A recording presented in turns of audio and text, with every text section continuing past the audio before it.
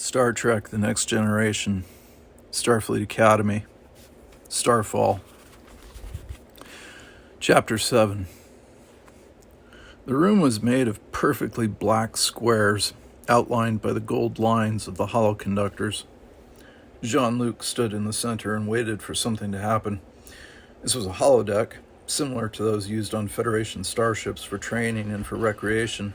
It was capable of creating vivid three-dimensional illusions of reality, so real that you could touch and smell the images, as well as see and hear them. Jean-Luc drew a deep breath. It was only the third day of testing, and already the competition had dwindled from 89 other hopefuls to just 31. Sandy had washed out on a literary essay, as she had feared, and left with a wry, "Well, there's always next year." The Andorian had vanished too, although Jean-Luc did not know what had tripped him up. His own testing group was down by more than half. From the 15 they'd started with, only 7 remained. Well, no matter what happened, he'd made it at least as far this year as he had the previous one, and he felt a lot better about his chances this time around. Jean-Luc glanced down at his uniform and nervously tugged the tunic as if to straighten it. The style gave him a clue or two about the command test. It was an old-fashioned Starfleet outfit. He recognized the insignia as that of a commander, an officer who had not yet earned the permanent rank of captain. A communicator, an impossibly bulky thing, almost 15 centimeters long and 12 broad, nearly as long and wide as his hand, hung at his belt. Old-fashioned, that was the key. "Think," Jean-Luc told himself. "What do you know about Starfleet date approximately 2150 to 2175? Well, it was a more military organization than current Starfleet, exploring the universe and coming into contact with hostile aliens. Crews and ships all Earth-based, of course. There had been a war or two, notably with the Romulans. He wondered if... Attention, cadet candidate Jean-Luc Picard. Are you receiving me?" "Yes." A long pause. Then patiently the dehumanized computer voice said, "I remind you to use your communicator, cadet candidate." Jean-Luc blushed and took the awkward thing from his belt. He flipped it open, extended the primitive subspace antenna, and said, "Yes, I receive you." "Your assignment for the command test is to take command of a Starfleet probe ship mapping and exploring 4 Class M planets in Sector 15G. Your armament consists of 3 arrays of 4 pulse-phase laser cannon and a battery of 20 particle torpedoes. Your top speed is warp 3.5, and your optimum cruising speed is warp 2. Your ship has surveyed 3 of the 4 planets in question, finding them life-bearing, but without intelligent inhabitants. You have just entered standard orbit around Sigma Oronyx 4. Here is a representation of the planet." The walls shimmered and seemed to dissolve into the darkness of star-sparkling space. A huge representation of a planet hovered above Jean-Luc, a world of approximately equal parts sea and land. The shallow water a shimmering golden color, the land a vibrant blue-green studded with enormous jet-black dead volcanoes and streaked with swirls and spirals of cloud. Jean-Luc frowned. He recognized the planet. It was now known as Van Diemen's World, with a well-established population, chiefly humans and Bolians. There was something in history about its discovery, though, something that he could not quite remember. "Computer, I have some questions," Jean-Luc said. "Ask." "What is the complement of my ship?" "You have a crew of 29. Your first officer is Lieutenant Andrew Chen. Your science officer is Lieutenant Ariadne Korzanovsky. Your weapons officer and chief of security is Lieutenant J.R. Newell." "That did no good," thought Jean-Luc, as he made a real effort to lock the names into his memory. It wouldn't do to fumble for a name at a critical moment. What was it that his memory was trying to tell him? Perhaps one more question. "Thank you, computer, and what is the name of my vessel?" You are commanding the USS Ponce De Leon. Jean-Luc swallowed hard. He had read about the Ponce de Leon weeks ago in the xenology library. Now he knew. Oh, yes, indeed, he knew all too well what he was up against. The Ponce de Leon was a byword in Starfleet for a ship in a hopeless position. It all flooded back from his reading now. In the year 2159, during the height of the Romulan Earth War, the Ponce de Leon had blundered into two Romulan destroyers, ships that had been damaged in an earlier battle and that had dropped into orbit here to refit. What resulted was less a fight than an act of annihilation. An underarmed survey vessel with only primitive weapons, the Ponce de Leon had been lost with all hands, and only a desperate message sent by old-fashioned radio had told the universe of their fate. The simulation will begin 15 seconds from now, the computer said. The planet schematic faded, but not before Jean-Luc had noted, almost absent-mindedly, that Van Damon's world had 3 tiny moons orbiting it, hardly larger than moderate-sized asteroids. The 15 seconds seemed to take a week. Again, Jean-Luc nervously tugged at his tunic. Then the darkness shimmered into shape and form.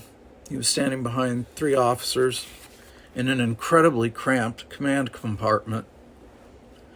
Something told him that the windows in front of him were real windows and not view screens. Through them, he could see the rounded silver nose of the Ponce de Leon, and beyond that, the planet itself slowly rotating. "Standard orbit, sir," said the woman to his left. "Thank you, Lieutenant Korzanowski." Jean-Luc took a deep breath. No Romulans were in sight, so he couldn't order an alert. He'd have to justify it later. "You may commence your survey of the planet." "Aye, sir." For a few moments they cruised in silence. Jean-Luc was trying to deal with a weird feeling that he was playing a game, as he had often done when he was just a kid. His officers were all older than he was, by 10 years or more. He wondered how they saw him, and then immediately felt foolish. They weren't even real. They were only holographic illusions that the computer generated, and yet it all seemed real. The air had the sharp scent of metal and electricity, and under that, the stuffy odor that was a little like that of a locker room. It was a tight little compartment, and people manned it 24 hours a day, every day. "Sir," said Lieutenant Newell, sounding puzzled, "I'm picking up traces of ionized plasma." "Location?" The security officer shook his head. "I can't pinpoint it. It's at orbital distance, perhaps 5,000 kilometers from the planetary surface. Very diffuse.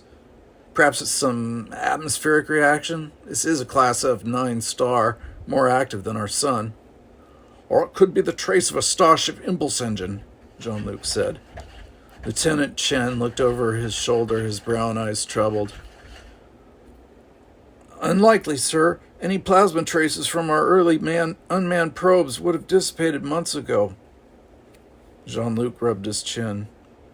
"Well, perhaps I'm being overly cautious, but just to be on the safe side, let's change orbit. Number 1, put us at the same orbital distance as that small moon ahead. Keep us about 1,000 kilometers away from it. You can scan the planetary surface from there just as well as you could from here." "Our resolution won't be 100%, sir," warned Lieutenant Korzanowski. "No, but it will be close enough. We'll reserve anything interesting or puzzling for a closer look during the next stage of the survey. Number 1, you have my orders." "Aye, sir." It was coming back, all of it. The Ponce de Leon was such a compact ship that the first officer also served as helmsman. Chen laboriously keyed in instructions. Imagine not being able to just tell the computer what you wanted it to do. The ship responded, the impulse engines coming online to boost their trajectory higher, closer to the small tumbling chunk of rock. It was Van Damon's world's lowest moon. They slipped into the new orbit. Jean-Luc gazed out at the irregular speck of moon. "Can we magnify that 50 times?" he asked. "Aye, aye, sir." Lieutenant Korzanowski manipulated a board of instruments, and a representation of the moon came up on a display screen at her science station. Jean-Luc leaned in close. It was a dark red body, pocked with craters and crisscrossed by stress fractures. "What is the composition of that, Lieutenant?" he asked. "Sir, I'm scanning the surface of the planet at the moment. If it could wait, I'm afraid it can't." The science officer grunted with ill-concealed displeasure and recalibrated one of her instruments. "I'm sounding it with the laser probe," she said. "Spectroscopic analysis will take about half a minute." After a pause, she added, "Sir." "How about that plasma trace?" Jean-Luc asked Lieutenant Newell. Newell, probably the oldest person on the bridge, shook his head. "I still can't get any fix on it. If a spacecraft has been using its impulse engines around here, it hasn't been in the past couple of weeks." "I still think it's probably natural ionization," muttered Lieutenant Krasnowski. "Spectroscopic results coming in. Sir, the moon consists of various mineral ores, chiefly iron, with smaller proportions of copper, zinc, and lead. These account for approximately 50% of its mass. The remainder is common silicate and carbonaceous rock." "Noted, Lieutenant." "May I redirect my sensors to the planet, sir?" "Yes." "Just another moon," she muttered. "Uh-oh," Newell said. "Sir, we've got company." Jean-Luc's hands were sweating. "Where away?" he asked, slipping into the naval jargon he had so often read in stories of adventure. "I mean bearing and mark." "Bearing 177, mark -21. Behind and below them, ideally spotted for a sneak attack. "How far?" 400,000 kilometers, closing fast." "Lieutenant Chen, take her around that moon. Make it look as if we're running for cover. But the second Lieutenant Newell says we're out of scanner range, I want you to put the Ponce De Leon into as tight a turn as she can stand. We'll slingshot around the moon and get a look at who's so interested in us." "Aye, Captain," said both lieutenants at once. The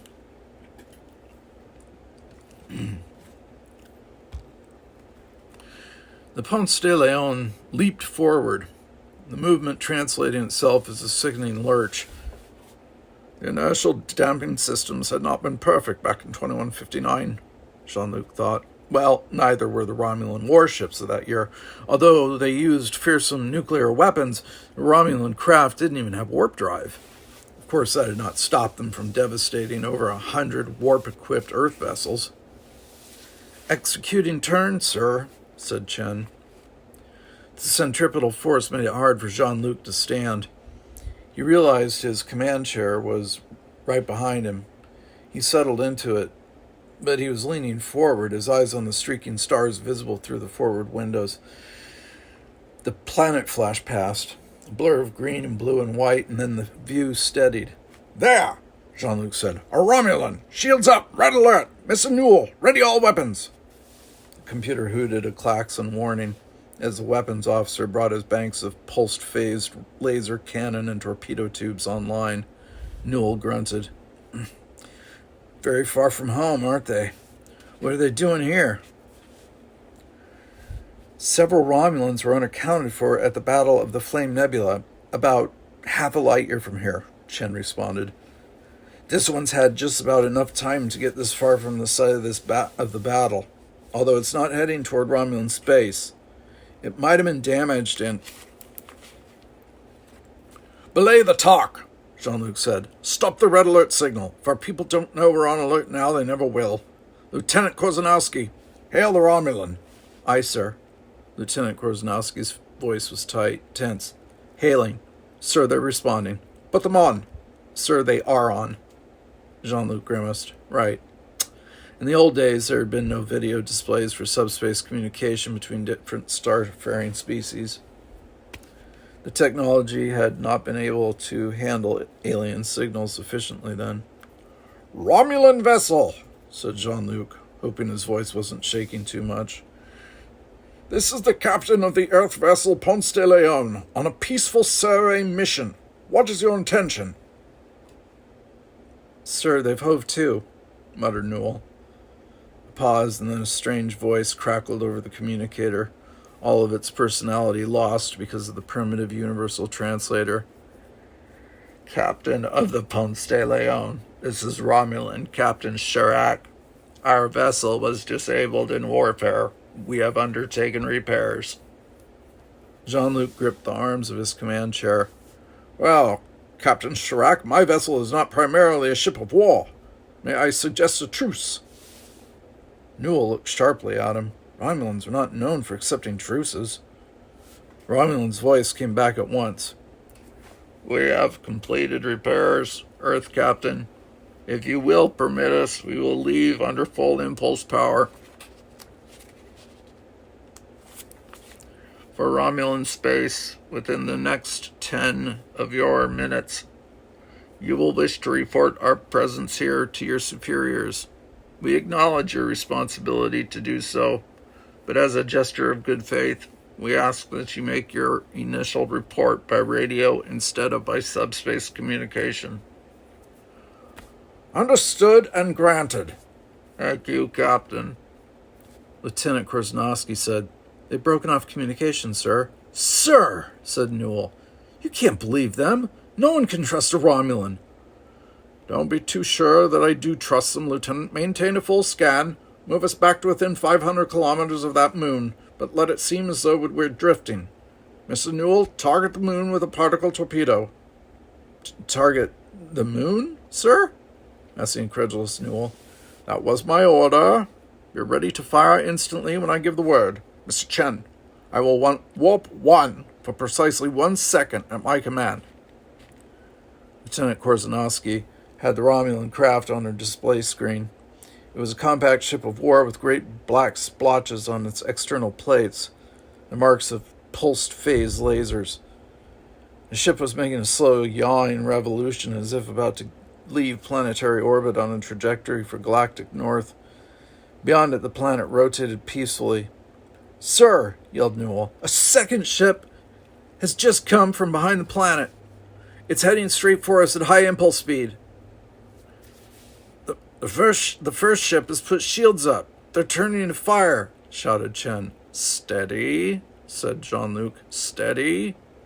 He was ready for a tremendous gamble. For him, this was no longer a game. Now he was playing for keeps.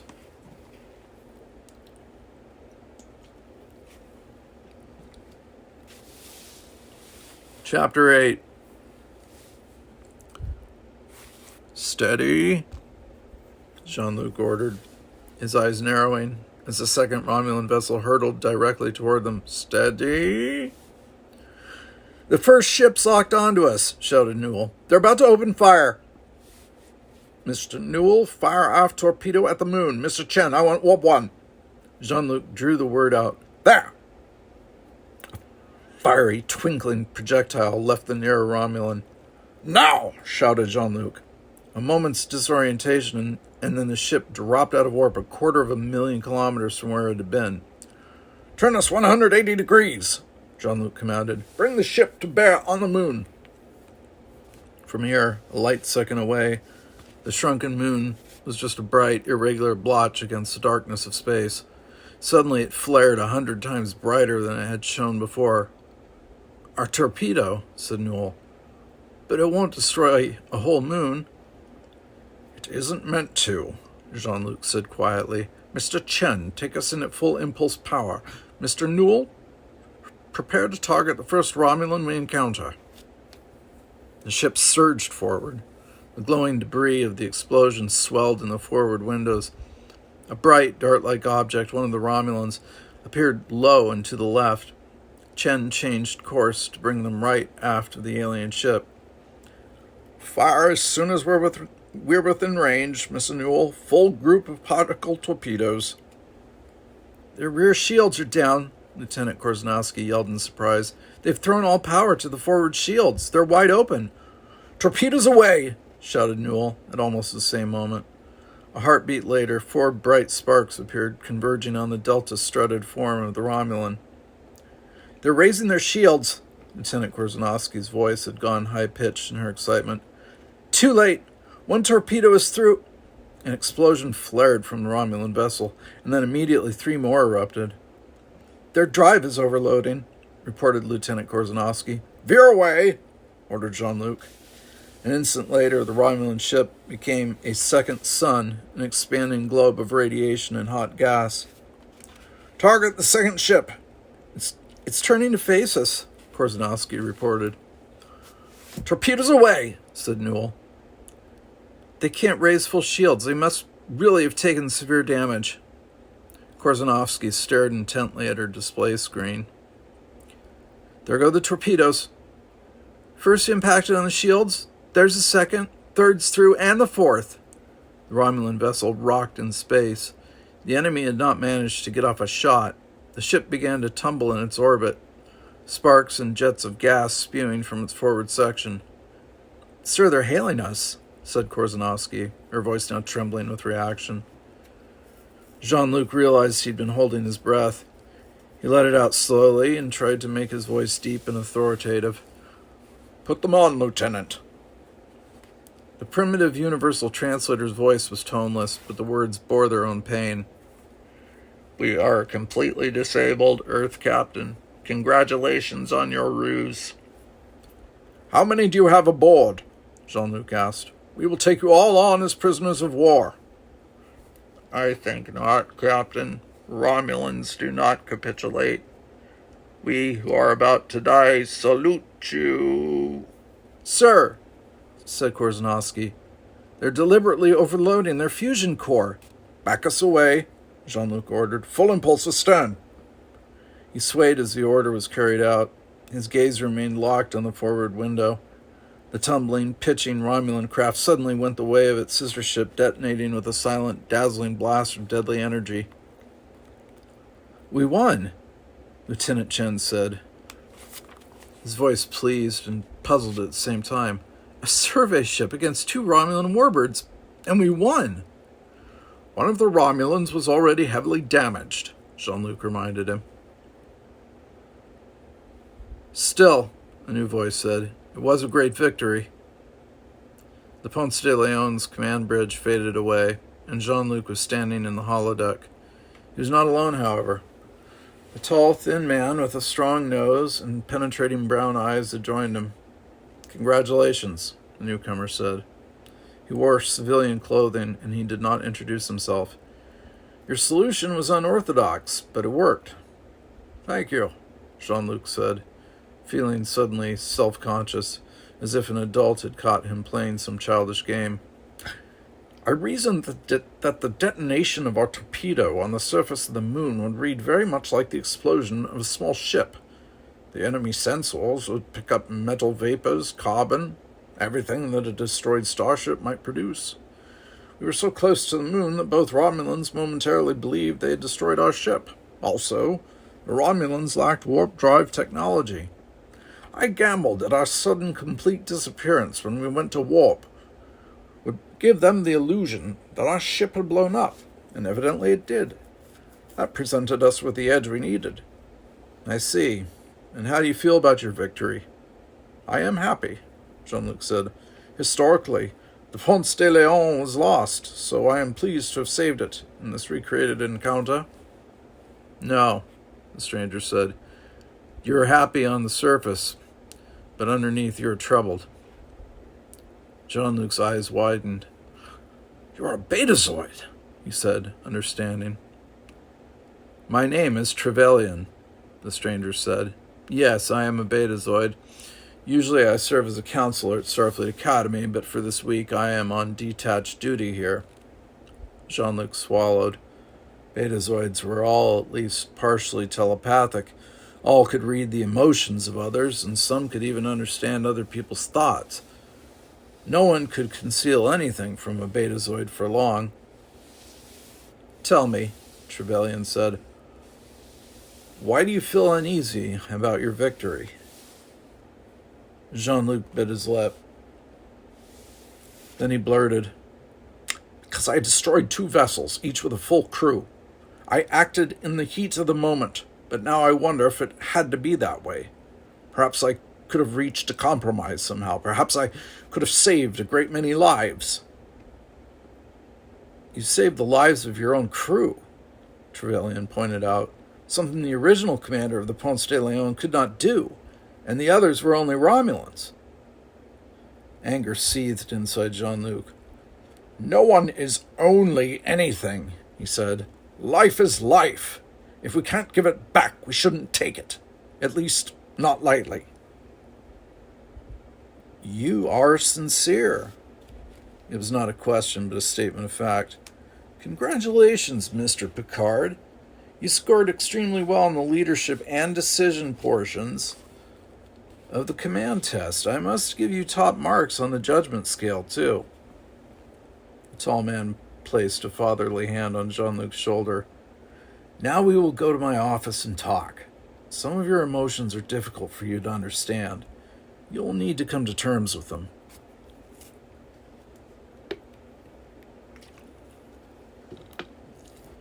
Reaction set in. That afternoon, following a long session with Trevelyan, Jean-Luc was limp with fatigue. He dined with the other candidates, noting that only 12 now remained, with him the 13th, the unlucky number, the odd man out. Earlier in the testing period, meals had been a time of teasing and joking. Now the remaining few ate in grim silence. With a shock, Jean-Luc realized that he was the only surviving member of his original test group of 15. All the others had washed out at some stage of the tests. He was closer to Starfleet Academy than he had ever been in his life, and tomorrow he had to face the dread psych test. 3 of the survivors had already taken it, but from their brief, unhappy comments, the test had been different for each one. Jean-Luc dimly remembered an ancient Earth novel in which the protagonist was sent to face the worst thing in the world. The worst thing, as it turned out, was whatever the victim feared most, and so it was different for everyone. Jean-Luc had tried for days to decide what he feared most, but without success. He left dinner with the intention of going straight to his room and falling into a dead sleep for 12 hours. The dormitory halls were silent and empty. Jean-Luc, reeling with weariness, approached his door. It sensed his presence and opened automatically for him. The room was dark, the windows blanking the sunset. "Clear the windows," Jean-Luc ordered, tugging his tunic over his head. He pulled the garment off and froze. Sitting on his bed, glaring at him, was Maurice Picard. For half a minute, father and son stared at each other. Then Maurice said, "So it is true. I was speaking to a group of recreational farmers in California. One happened to be associated with Starfleet Academy, and he wished me well on my son's application."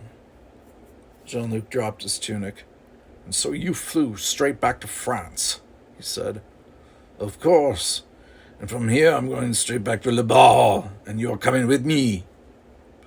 Jean-Luc pulled a t-shirt over his head. "No, father," he said. "I have only one test left."